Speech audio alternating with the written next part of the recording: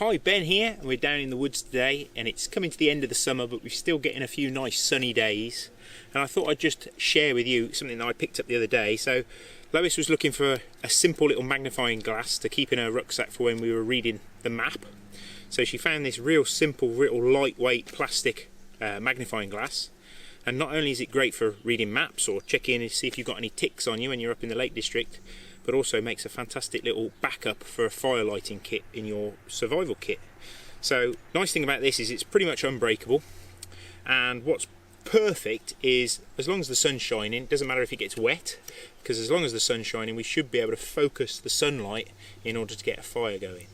Now what I've found over the years is trying to light the tinder directly with the magnifying glass is a little bit tricky, but if you can gather some little cramp balls when you're on the trails, and we actually gathered these back in the spring when we did one of our coastal walks, and they've dried out nicely now, so we should be able to get that going with the magnifying glass really easily. So even though we're in the woods, you should be able to find a little patch where the sunlight's coming through, and then using your little magnifying glass you basically need to focus those bits of sunlight until you get the smallest dot possible, and within seconds really you can start to see the smoke starting to come off that cramp ball. And we'll just make sure that we've got that lit, and if I blow on it, almost instantly turns into a glowing ember.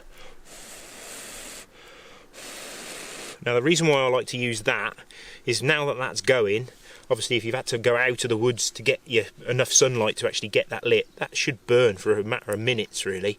So sometimes these burn like little blocks of charcoal, so we can carry that back into our camp and no fear of that going out really.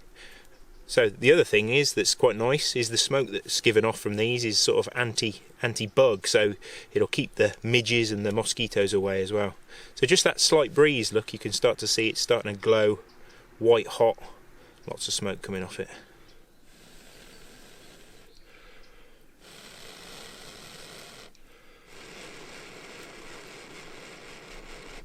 So I've got my burning cramp ball, and so what I've got here is I've got a little bit of mixture of silver birch bark, some nice dried grass, a few dead nettles and things.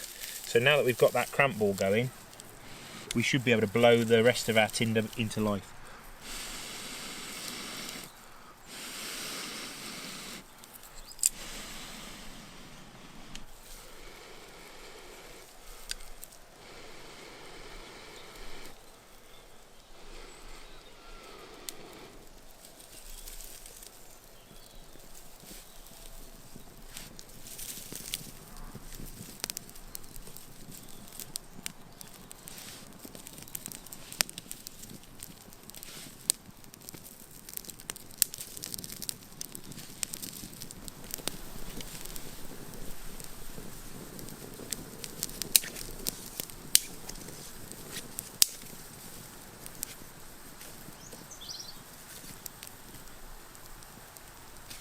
So a pretty lightweight, simple bit of kit to have in your survival tin that obviously has other uses other than just getting the fire going. But yeah, I think this was under about £3, so real cheap, real cost effective and no moving parts to break. So hope you've enjoyed that little top tip, and we'll see you next time.